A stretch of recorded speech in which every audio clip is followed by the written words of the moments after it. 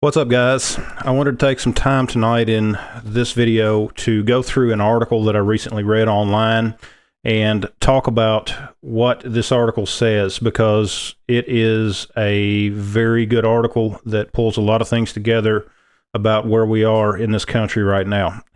And before we get started, guys, I would appreciate it if you would share this video. Be sure to subscribe. Be sure to check out some of the merch that I've got linked down below. We're trying to do what we can to help support ourselves to get away from the YouTube censorship, as well as any kind of a dependence on anyone other than us.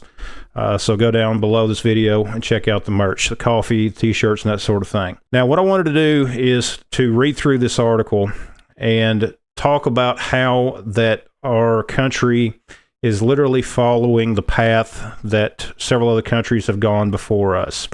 So let's jump over to the article, and this article is entitled "The Return of the Bolsheviks." We're just going to read through here, and you're going to see exactly what I'm talking about as we get through this. We learned communism wrong. History class and popular discourse focused on socialism aspect of the Soviet Union, leading us into a false discourse of choosing capitalism or communism, as if communism were merely an economic system instead of a demonically inspired chaos. Midway through this article, I stopped to rewrite it to make it less contemptual and more personal. Recently, I tweeted, "When we lose in 2024, I will be hunted down and murdered by the regime. Have already had this talk with my family. All these goober conservatives think they'll be okay. They won't. Look up the Bolshevik Revolution. Y'all going to be imprisoned, and you people have no clue." This was widely mocked by many conservatives and thousands upon thousands of liberals, with insults as ranging from "you're not that important" to "you're paranoid and belong in an institution." One such person making the latter remark was executed in his own home. This is a post from Josh Kruger, and he was basically criticizing Mike Cernovich, however you pronounce his name. And I've got a headline pulled up here. This is a headline to where that it talks about the death of Josh Kruger. But we will continue. While Josh Kruger didn't understand much, like the theater goers referenced in the opening quote, is that we are not spectators of the neo-Bolsheviks, but instead will be victims and involuntary participants. Consider these recent cases. Rep. Cori Bush, car shot at in St. Louis. Rep. Mary Gay Scanlon, carjacked. Rep. Angie Craig, attacked at home. Rand Paul staffer, stabbed. These attacks have a cause, Soros DAs, and an effect that even the rich men north of Richmond can't escape. Rand Paul himself supported criminal justice reform, even partnering with neo-Bolshevik Cory Booker. You can see here where they had, this is a headline here from where they had introduced legislation, the Redeem Act, sweeping legislation to reform the nation's broken criminal justice system. Members of Congress are victims of their own soft-on-crime delusions. People like Josh think he's writing about the times when we are living and dying in it. Now, many have said that people are jumping the gun by assuming Josh was killed by a random person, and that totally misses the point.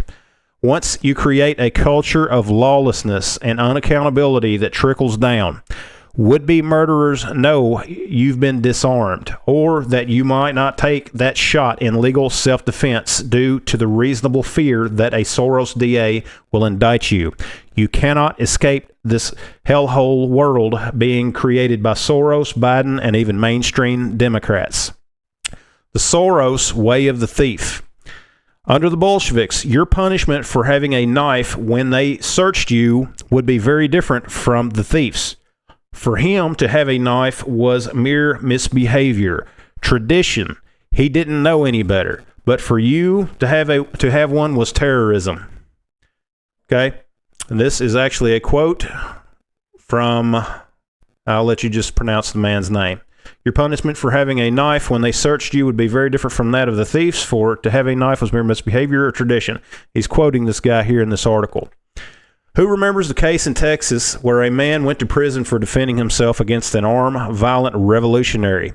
A Soros DA convicted an active duty service member and Uber driver, Daniel Perry, for defending himself against this man.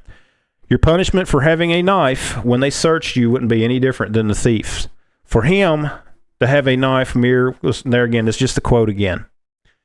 But we go on down. Daniel Penny, a warrior who, with the assistance of other subway riders, subdued a violent criminal whose rap sheet included kidnapping a 7-year-old, punching a 64-year-old man, kicking a 67-year-old woman. Read The Other Side of Fear to learn more what this is, and this is just a reference to some more of the stuff. Soros district attorneys like this, spiritual predecessors, release criminals while imprisoning the law-abiding. We are all victims of Soros, AOC, and far left-wing Democrats. Even misguided libertarians like Rand Paul need a reality check. Centrist Democrats and others who vote for these policies are delusional at best, wicked at worst. The way forward. How bad is it going to get, really? I was talking to some dads at the park, and one of them was starting to really get it. He's a nice guy and not someone you would expect to understand where the country is at. The other dad is a friend and a longtime reader. We got on the topic of how can you live knowing what's coming. And in that short term, CCDW is critical. Concealed carry of deadly weapons, for those of you all who may not be familiar with that. As is good training. And living in a country where the sheriff will enforce the law, DA will arrest criminals and not indict you for self-defense. This is something that I've talked about before in other videos on my channel, so go over and check them out. It's reassuring that men are waking up. One of the adult dads said, 10 years ago, I'd walked away from this conversation and said you're a crank. Now I'm here and we all understand what's happening. It can't be denied. Criminal gangs arriving via the open border, monetary policy causing inflation, insurance increases, health, care, car, you name it. It's all up. Gas back to $7 a gallon. And for folks out in California, I know that you guys are seeing that. We even talked about how people in cars are losing it as a result of back-breaking financial woes caused by the regime. And it continues. Regular readers know that despair is demonic. Sitting around doomsdaying is also usually a LARP by people who are convinced they'll be warlords once a comment hits, even though they're not yet to find meaningful success in this world. Also, there were 2 decades of wars. Talk to your bros who ran missions if anarchy and chaos is a desired situation. Self-defense training is no longer optional. Not that it ever was, but now especially you have to put the weight room time in. You have to know how to use a firearm and understand the law on self-defense. There's a quote going around. It's better to be a warrior in a garden than a gardener in a war. The ethos being that if nothing ever does go down, oh well, you enjoyed your bonsai tree. But if all you know to do is raise roses or make money and times get bleak, you're cooked. Take that firearm class. Get that CCDW, the concealed carry license. Ease back into lifting. Please don't think I still got it. And snap a ligament. Yeah, for some of you older guys out there, you know exactly what I'm talking about. Whenever people say I'm too busy to exercise, they usually mean they don't make it a priority.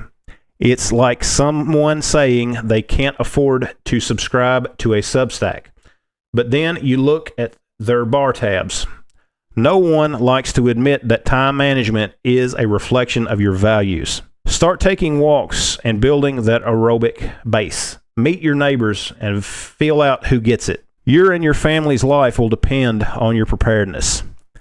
This article is something that I think should be a wake-up call to a lot of folks. This article talks about a lot of things that most of us have been thinking for quite some time, I'm sure.